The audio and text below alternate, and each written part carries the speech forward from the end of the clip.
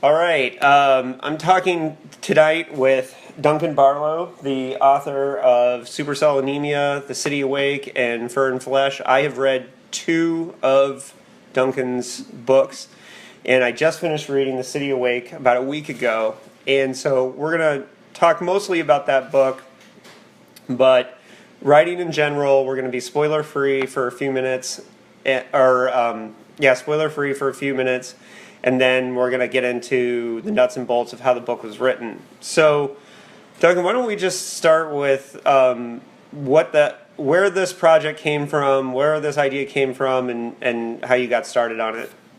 Yeah, thanks. So I'm trying to think of when it actually started. It started when I was reading the Tanakh.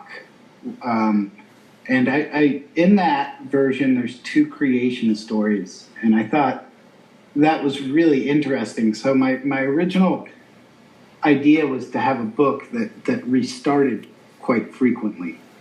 And then it just sort of, as I wrote myself into certain quagmires and then, problem solved my way out and kind of worked from there.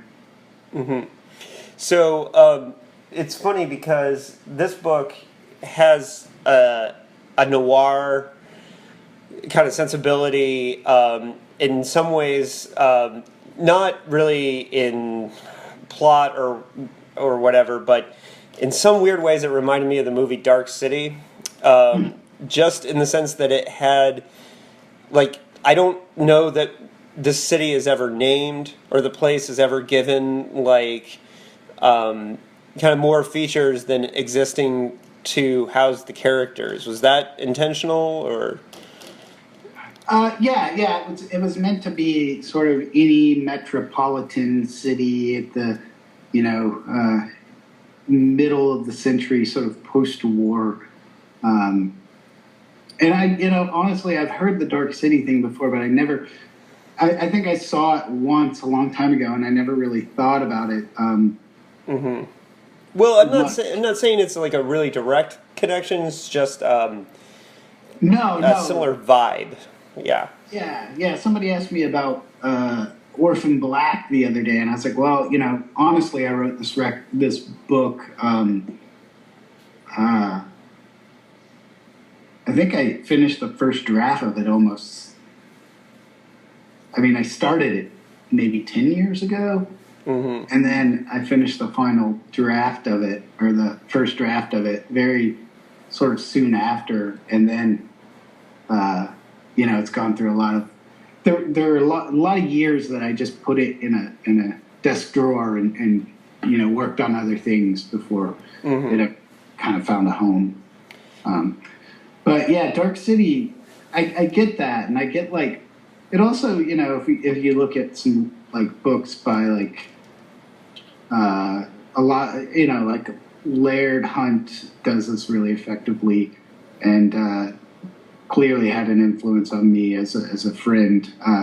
He has these earlier books where they take place in a city that isn't quite a real city. Ray of the Star really does it effectively, where you think it might be sort of in Spain, but you can't really tell. Right. Well, another book that the vibe reminded me of, although this other one was way more science fiction, but just in tone, it reminded me a lot of Brian Evenson's recent novella, The Warren. Just in the same kind of feeling I got reading it. But yeah, so let's talk about, because it was before we started recording, I was very worried about spoilers, and you said you don't believe in spoilers. So it was just funny to me. What's your feelings on spoilers? Do you want to explain that at least? For me, it's always been about sort of the journey when listening or reading or watching. So I had this girlfriend once, sort of really intelligent, sort of film person, but she would get so mad at me because I'd be like, "Oh yeah," and then at the end, da da da. And she's like, "I haven't seen it, and you just ruined it." And I'm like, "I didn't ruin it. The movie's still there. You can still see it." But I've just kind of always felt like I don't know. It's one of those things that I just kind of, I'm more in love with the process than I am the end, or the sort of giveaway. Right, which is funny because I think maybe the fact that you're not as worried about it, maybe, sometimes like with basketball players, they say when you're trying too hard, you have a harder time making a basket. Um, and I think perhaps one of the reasons why some of the reveals in the book worked so well for me as a reader was maybe you weren't as conscious about hiding it. I don't know. Well, that's also sort of like Michael Ondaatje says, he doesn't want to know the end of his own book until he gets there. And actually, maybe a year or two ago, Brian Evanson gave an interview where he said much the same thing, which I had never heard him say before. And and I think I'm that way. I kind of don't want to know, which sometimes causes its own problems, but I feel like sometimes when you get too close to the end, when you know where you're going at the end, for me at least, I feel like then I just start like skipping steps and skipping the moments, the little microcosms or the multiplicities that exist within the world because I'm getting to the end. And so as long as I can put that off, the better. How much did the City Awake is very much about a character who has amnesia, basically wakes up with a note in his pocket telling him who he is, and how much of the character, or how much was this a character piece for you, and how much were you worried about the personality of the man finding the note when you were writing this? It was really really important. So I don't know if this is a spoiler, so I'm a little scared to tell you. But the thing that's never directly stated in the book is that, and the only clues to it are sort of the dream fragments, where essentially they're the church, the new council, they are conducting a eugenics experiment, right, to return people to Adam before the fall. And so the reason that the scientists all speak German is they're all like given refuge in America after the war. So they're actually continuing their eugenics experiments, but they're all failed. So there's this reference to a fruit fly. And so when they were doing the eugenics experiments, there was this situation where they kept running into a problem with this albino fruit fly. And they realized, that's sort of the problem with selective genes, and trying to. So it's not really like, people ask me if it's cloning or something like that. It's not. It's just like these people look similar because they're all of the sort of same stock, and each of them has, as you know, a sort of complication. So one has face blindness, one has hallucinations, one has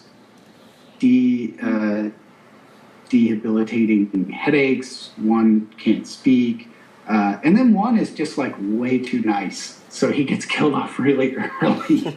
Right. Yeah. Well, what's really interesting for me with the book too is because, and sometimes, there's a lot of books that are really like I always think of Mary Dorian Russell's The Sparrow as an example of a book that is full on science fiction, but it's not marketed that way because it's out of the genre ghetto and it's considered literature, but it's basic. I mean, it's full on sci-fi horror. Really, it's one of the most horrific books I've read.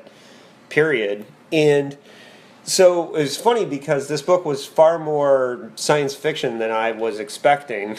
Right when I cracked it open, and I don't know. I've just it's funny because I wasn't sure if you intentionally, because it seemed like that stuff built also as the book progressed. Was that intentional to kind of backload a lot of those parts of the story? No, they were kind of me. So I'll sort of back up because I realized I didn't answer your previous question about the characters. I wanted to say that one of my big influences for the David who's the can't speak. I very much wanted him to be that sort of hard character like Sugar in No Country for Old Men. Mm-hmm.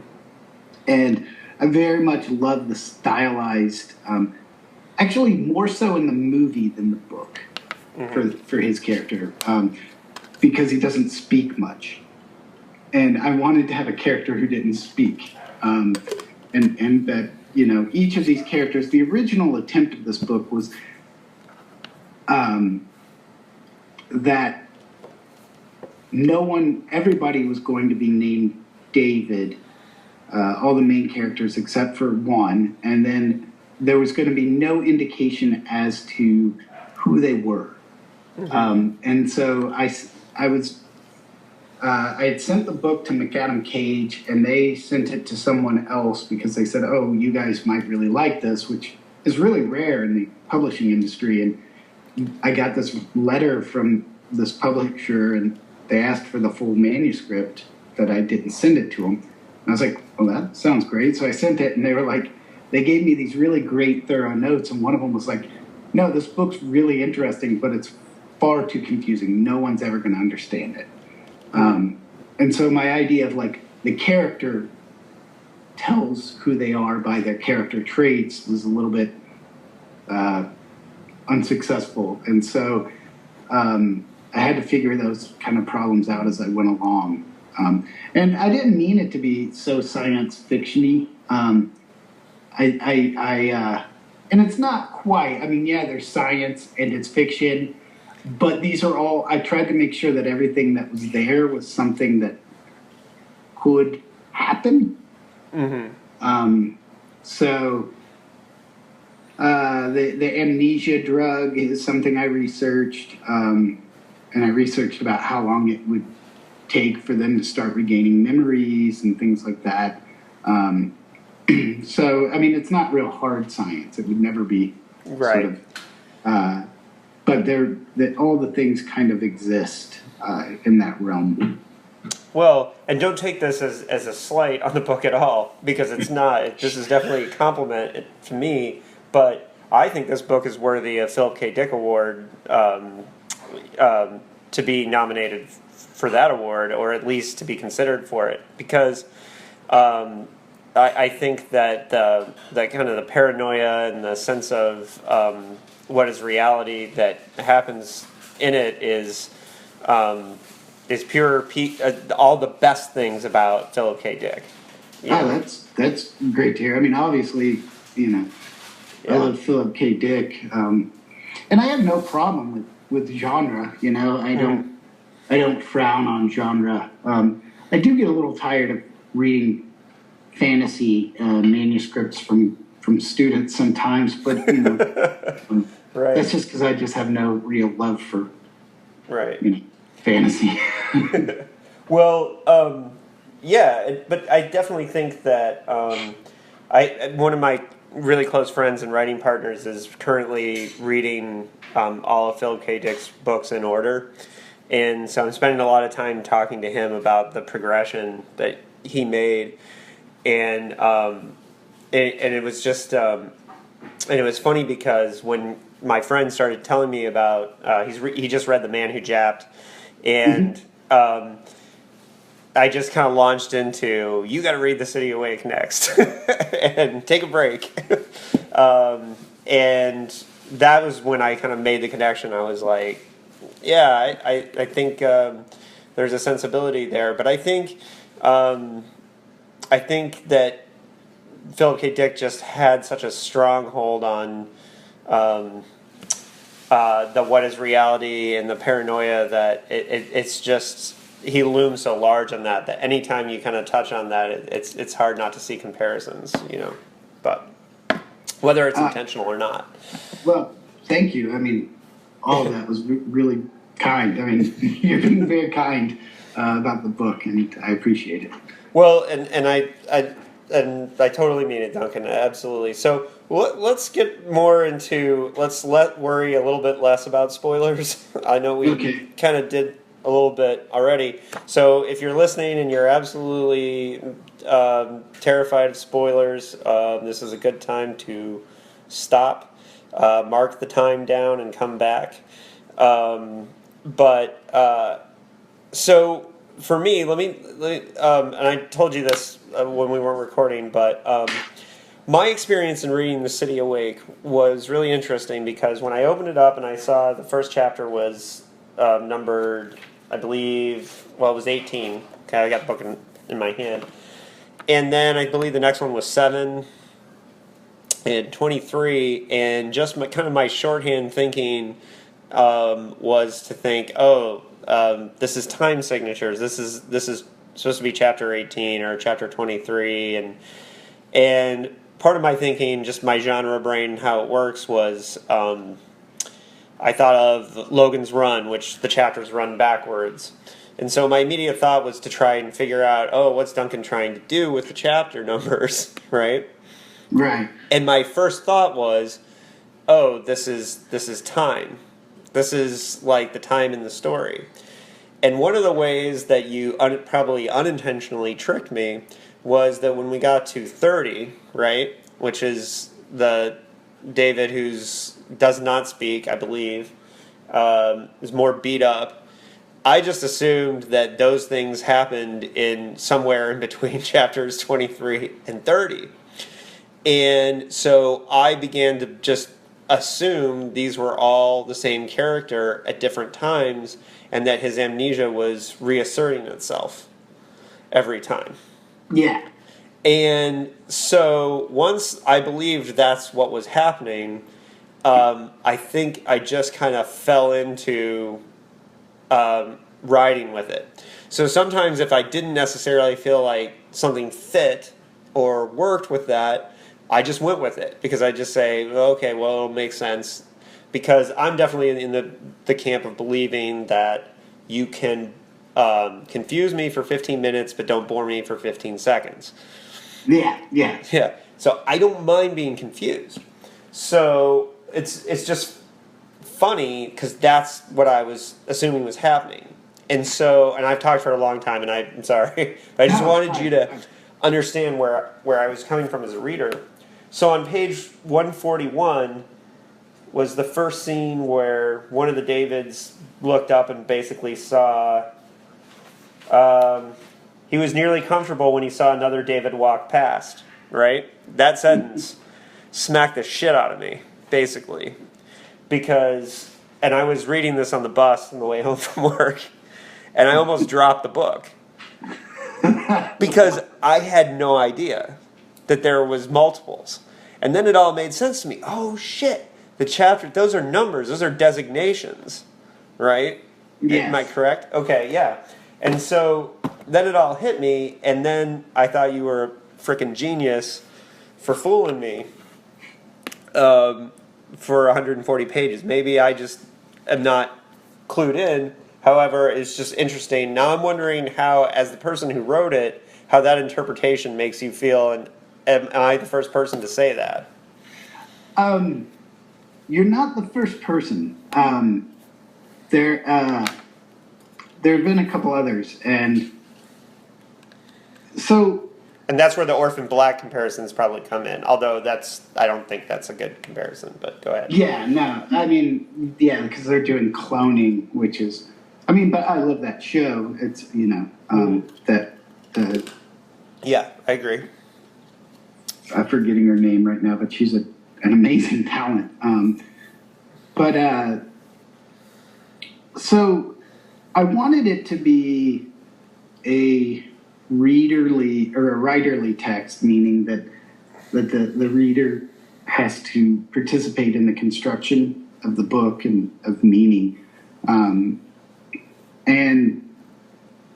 I think this comes from my love of sort of minor literatures, but it's also sort of my love for, I think, or sort of training from being in sort of a forward-leaning PhD program where, everybody's talking about innovation in literature. And I think that I tend to over sort of extend myself into the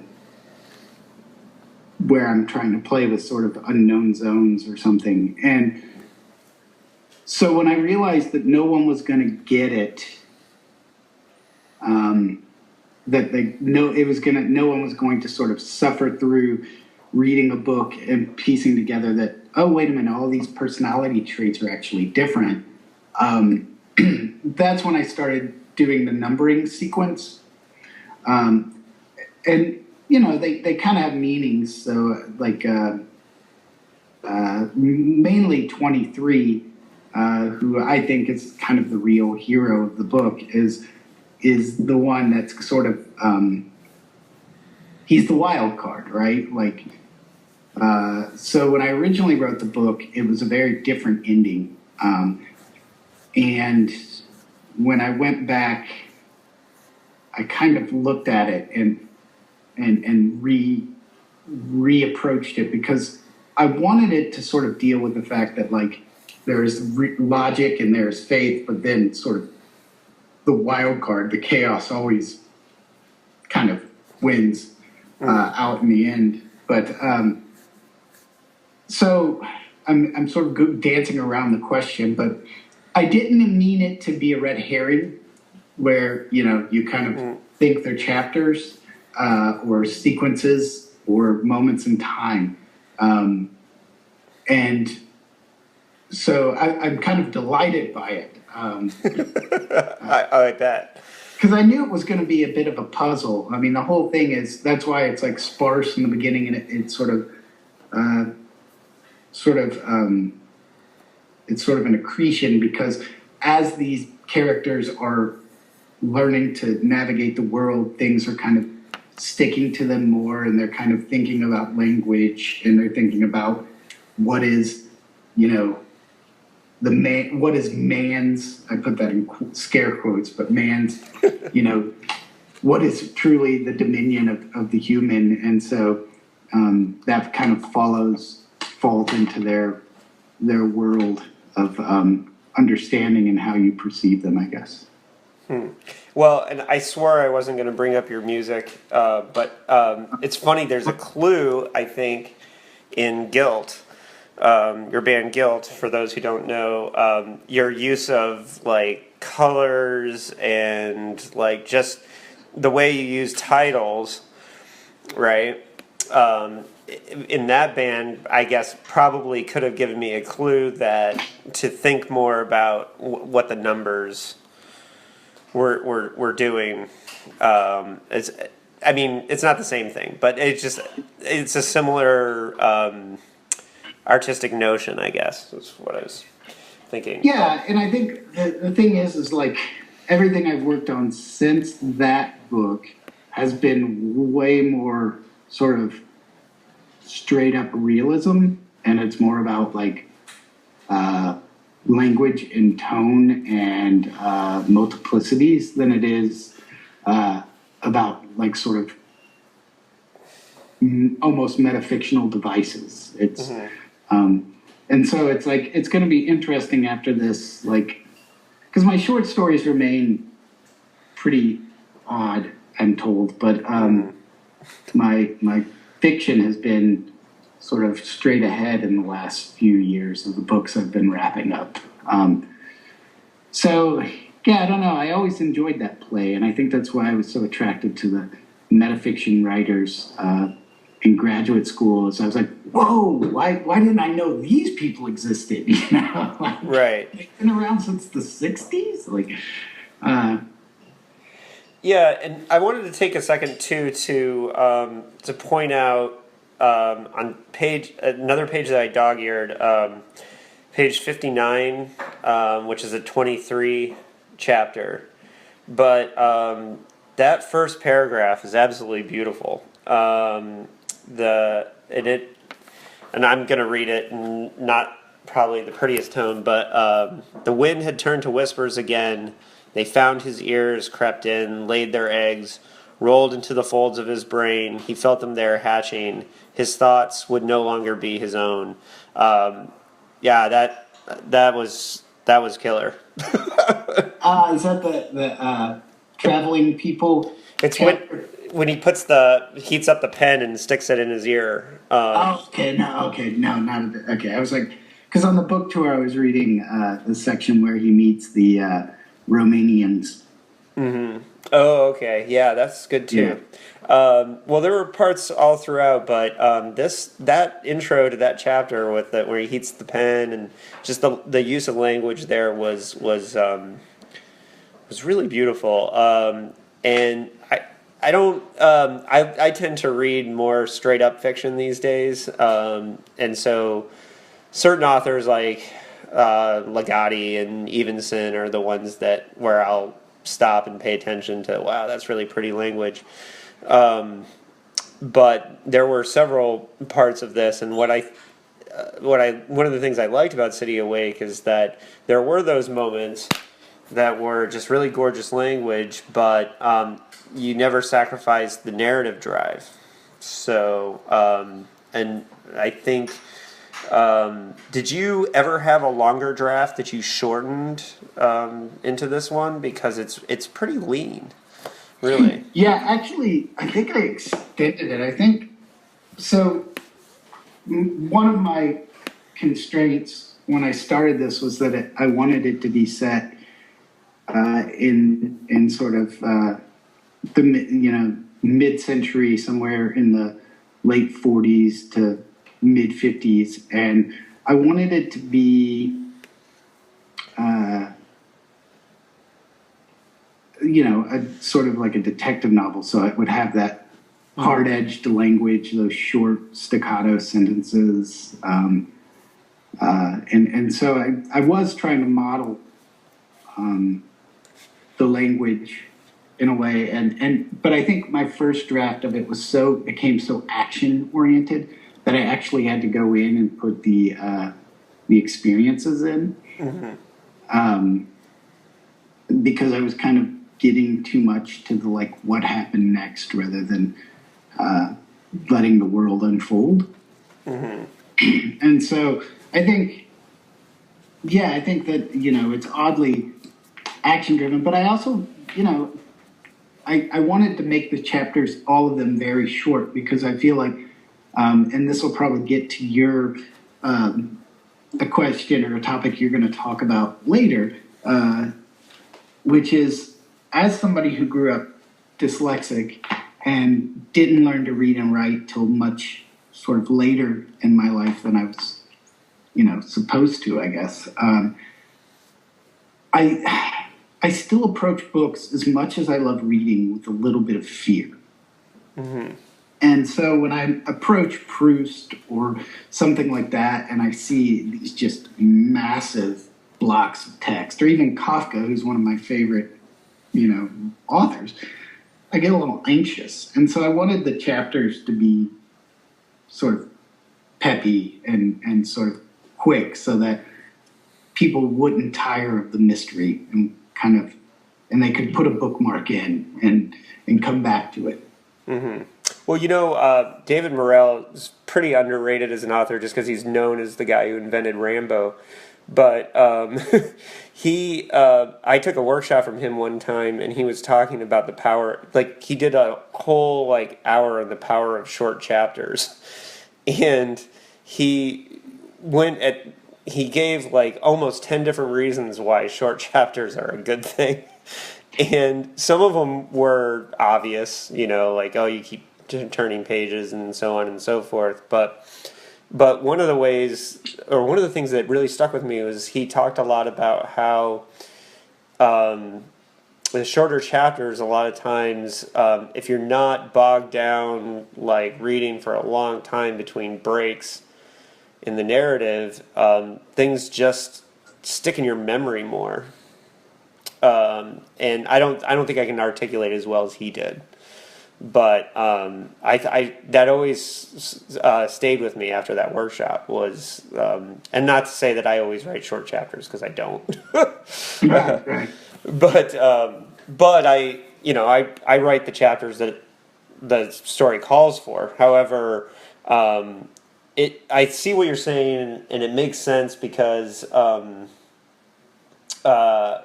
with these kinds of stories that are a little bit where the mystery takes a while, a short chapter can really like keep the narrative drive moving forward.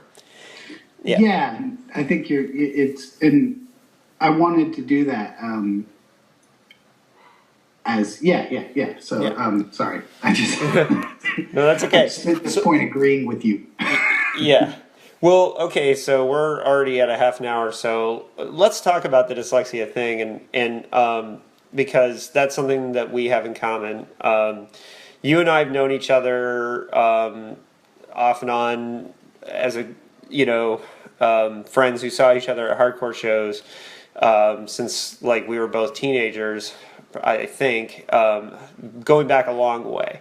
Yeah. But I don't remember exactly how the topic came up, but we both learned that each other wanted to be writers at some point. I think it was our love back in the day of Clive Barker, our mutual love of Clive Barker at the time. Yeah. That we bonded on that. And I remember very distinctly a conversation we had where I expressed that I wanted to be a writer, that I wanted to be a storyteller, that was something that I wanted to do forever, but my dyslexia scared me away.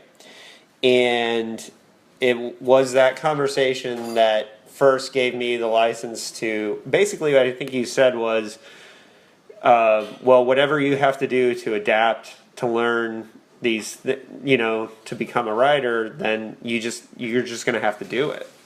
And for me, grammar is the worst. I believe in myself as a storyteller, but my grammar is shit. And so I'm a headache for editors. But what I've also learned is that the longer I do it, the better I get at it because I'm teaching myself these things.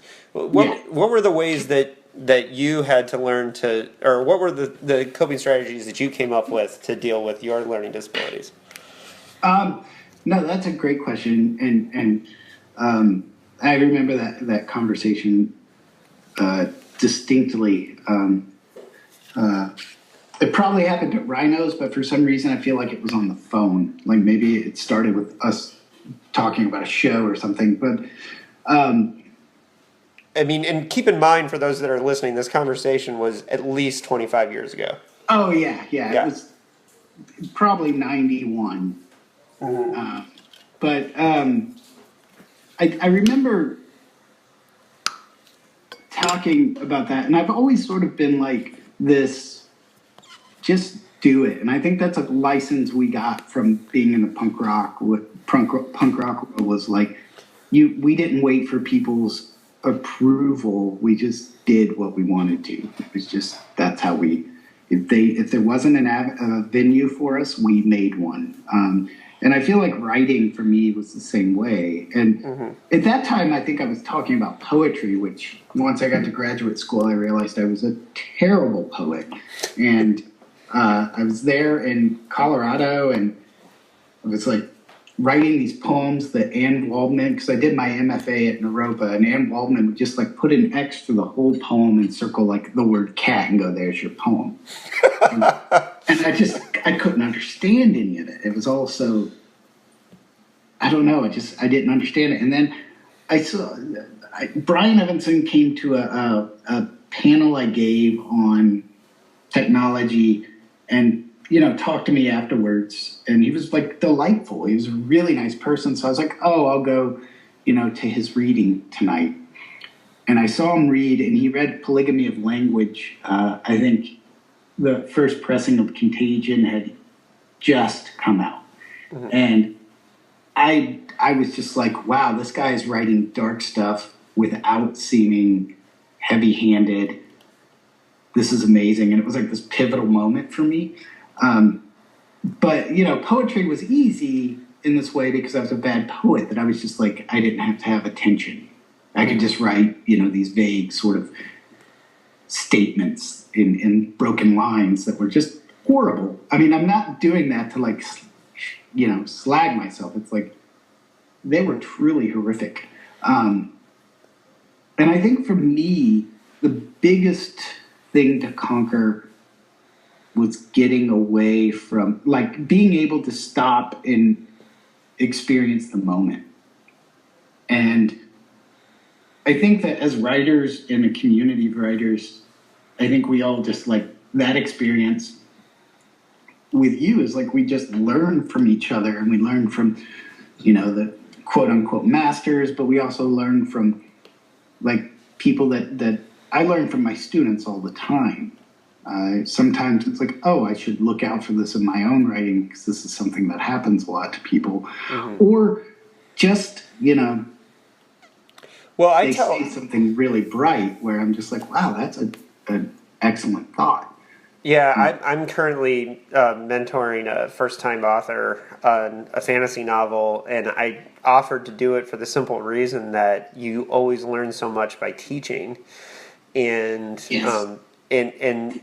And so I always offer for friends to read to beta read novels and to do all that if they're going to be open to feedback, because you're always going to learn so much. And for me right now, I'm collaborating on I've collaborated on a couple novels, but the collaboration process for me has been in a lot of ways it's been my university for learning this stuff as a self-taught writer. And you've done, obviously remarkably well there's sort of, it's interesting because I talk to friends that think there's this, everybody looks at the problems in the writing world as sort of like we're all on the outside. So I have friends that think it's like the MFA versus non-MFA crowd. Some people think it's the 30s versus everybody. Some people think it's that you have to live in New York, and well, I don't live in New York, and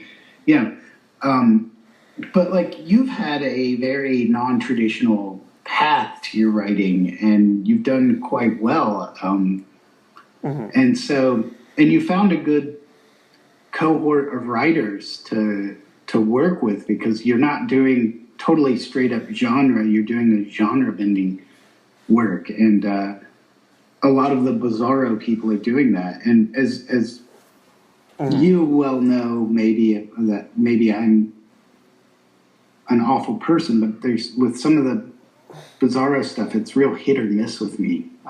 Well, it's really hit or miss with me too. And there's authors who I really like personally and mm-hmm. think are really smart people.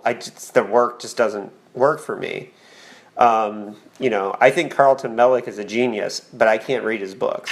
And when I say that I think he's a genius, like I've learned a lot from Carlton as an editor. He helped edit The Vegan Revolution with Zombies, my novel. Yeah. And basically the whole idea for it to begin with was his. And he came to me and he said, vegan books sell, zombie books sell, you should write a vegan zombie book. And I had 2 weeks to come up with a plot and pitch it. And but in the process, I learned so much about high concept and stuff. And I do think that Carlton is a very talented writer in his own way, but his work just doesn't do it for me. He and I have discussed this, so this is not like out of the realm of. I mean, obviously we've had these conversations, and I think Bizarro is, I mean, there's just certainly some of it that I think is just kind of, some of it I think is very immature, right? Yeah. And just for shock value, and I think some of the people who do stuff like that are okay with that, and as far as finding that lane and finding a way, one of the things that I had to adapt to with dyslexia and learning, being self-taught myself, was that I had to trust that from a young age. I mean, I've been a voracious reader from a young age. I read The Stand from cover to cover when I was in 7th grade. Which, not to say that The Stand is the finest work of literature, but it's long as hell. And for a 7th grader with dyslexia to sit down and read it, that tells you that I had an understanding I was beginning to understand what story was and construction, and I'm a big plot guy. Like, I love plot, construction, and that's why I'm an outliner. But in that sense, I had to get in I had to basically, I had to be able to learn to accept rejection and learn from it. And I think for me, one of the key things for overcoming my disability from being a writer was to be A-okay with someone telling me why something didn't work. And not having an ego about it, and being able to go back and say, what can I learn from this? And also the lane that Eraserhead gave me in basically saying, like, hey, write a bunch of punk books. Yeah. And which, I've had a lot of fun doing, but, anyways, enough about me. No, I think it's great because this makes the dialogue more interesting for me. Yeah, right. Your sort of process. Yeah, well, and one of the reasons why I wanted to do this, and I'm interviewing Weston Oakes, who wrote the SEAL Team 666 books, next, which is very different, obviously. And one of the reasons why I wanted to talk to him, too, about plot and structure and all these things is because, I listen to a lot of podcasts with writers, but sometimes I just wanted to hear writers just say, like, okay, I just read your book and here's what I got out of it, Yeah. Yeah, and here's what it did for me. And I didn't really feel like there was a lane out there of people that were specifically, the Speculate podcast does that, but it's very strictly like genre. And I'm trying to read all over the place a little bit, but I am mostly a genre reader, but whatever. Anyways, but The City Awake, and what I'm really, and look, I'm proud of you for this. As somebody who's known you for a long time. Not that you need my pride, but let me tell you, I expected a good book from the minute I heard the title, heard the plot, and read about it. I expected a very good book, but it was much better than I expected, too.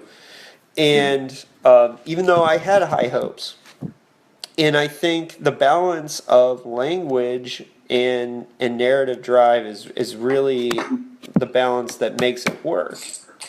And in that sense, I guess, and I think that I'm seeing when I read it the influence of being a teacher and somebody who's teaching writing, because I think there is such dedication to what every page is saying throughout the book.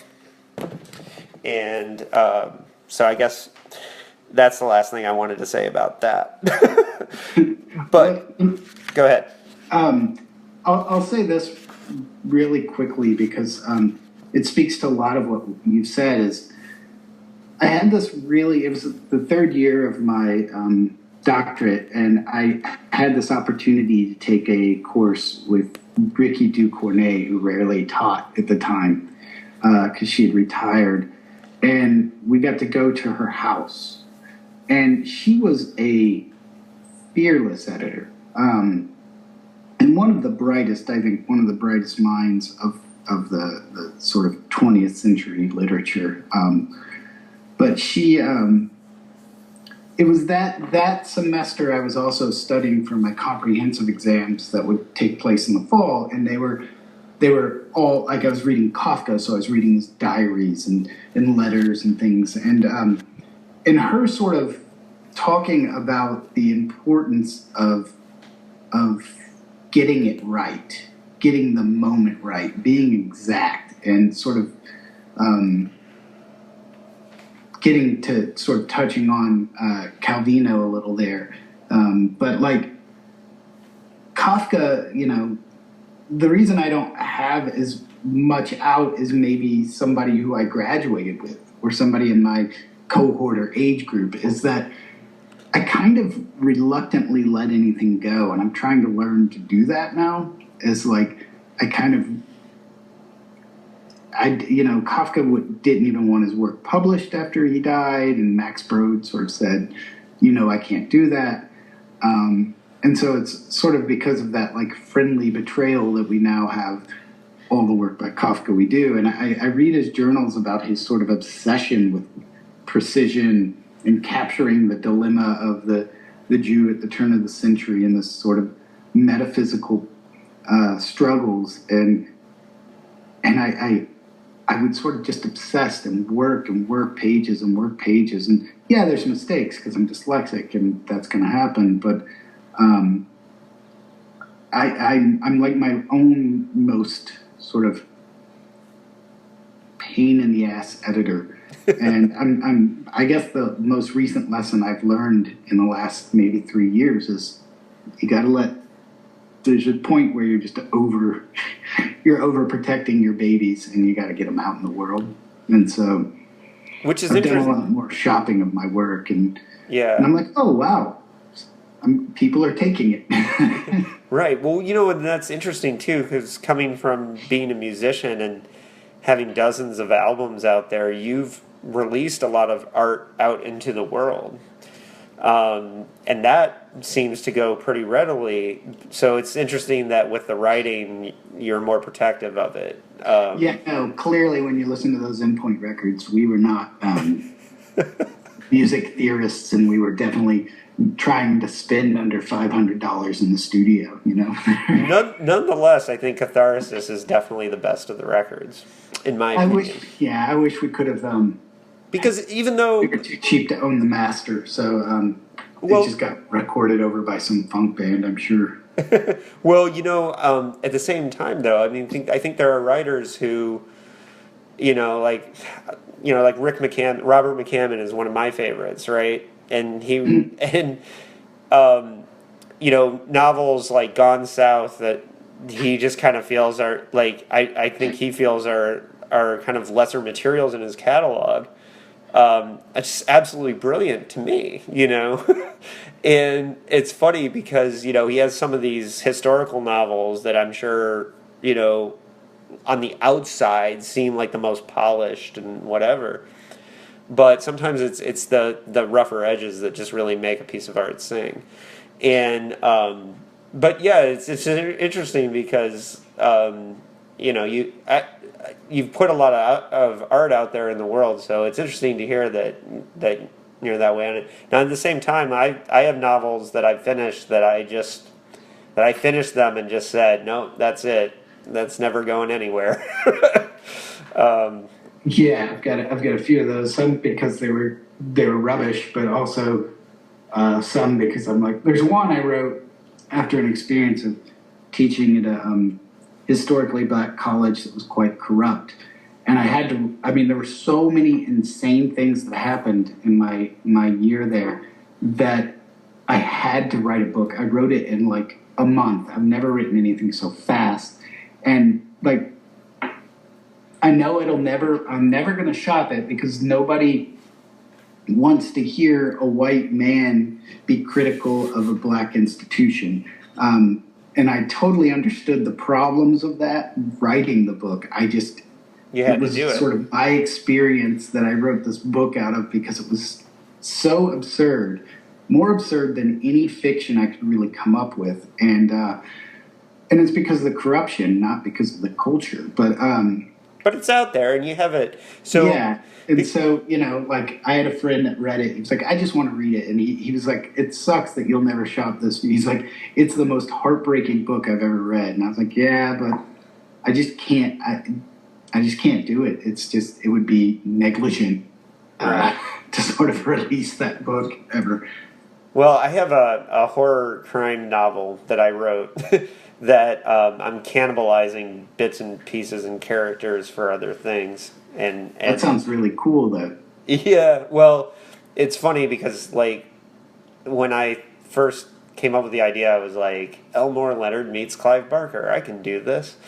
And I really loved the concept right up until I finished the last day of writing and basically determined that I was going to finish it, but I still wasn't. But I knew I just, there's something about it that's just like, it's not right. And I did try one time.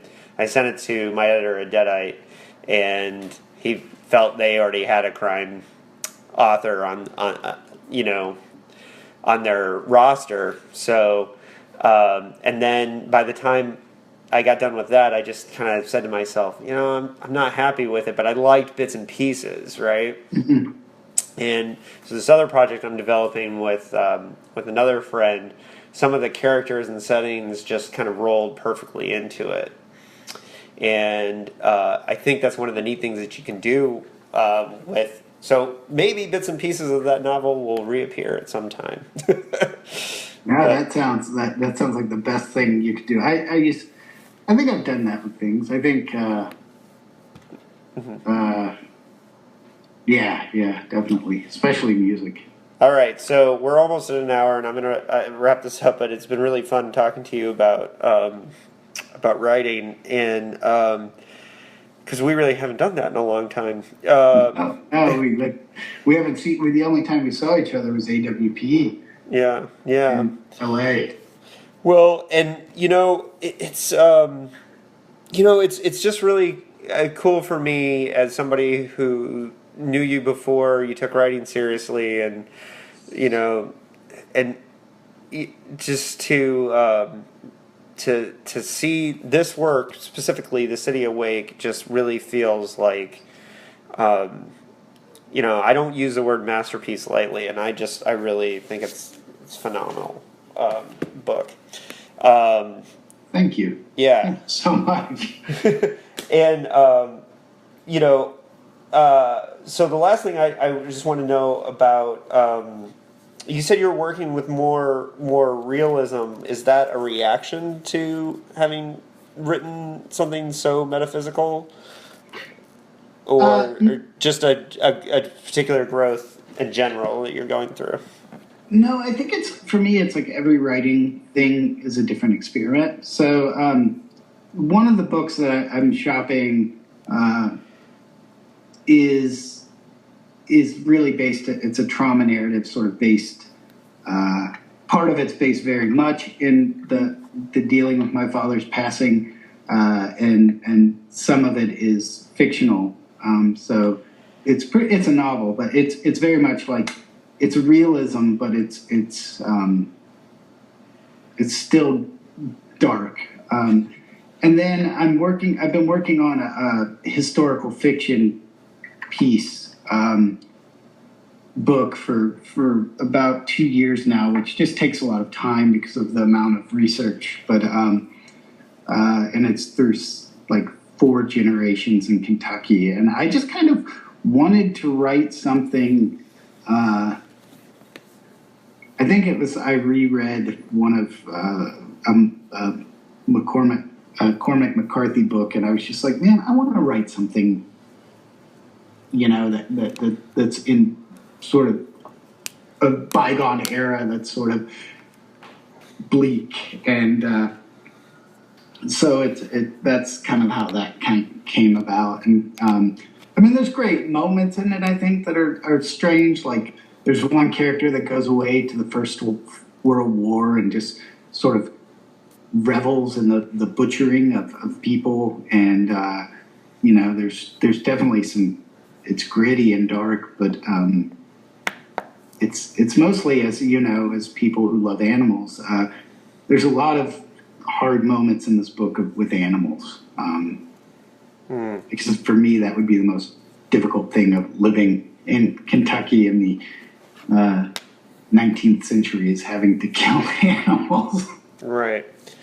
Well, that sounds really good. I have, specifically myself, I have a horror novel that I want to write that takes place during the Vietnam War, and I have an entire shelf of Vietnam books. I've been obsessively, like off and on, researching it for 10 years and terrified to write it. Yeah. And God, so, that instantly reminds me of that Peter Straub short story. well, he had a novel, Coco. That's my favorite Peter Straub novel, actually, is his Vietnam one, the Coco. Is that the one you're talking about? Yeah, no, this was in a collection of like 4 or 5 that I read. So maybe that he wrote that and then thought like, I should do a novel. I don't Yeah, know. Coco.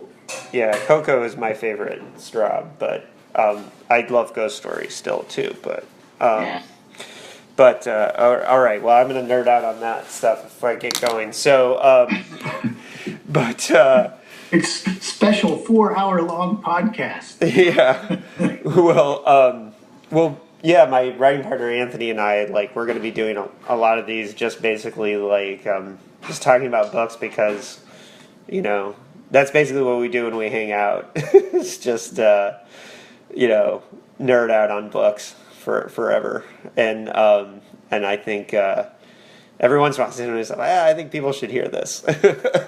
Yeah, no, I think it's a great idea. Yeah. Well, Duncan, it was awesome talking to you about this book.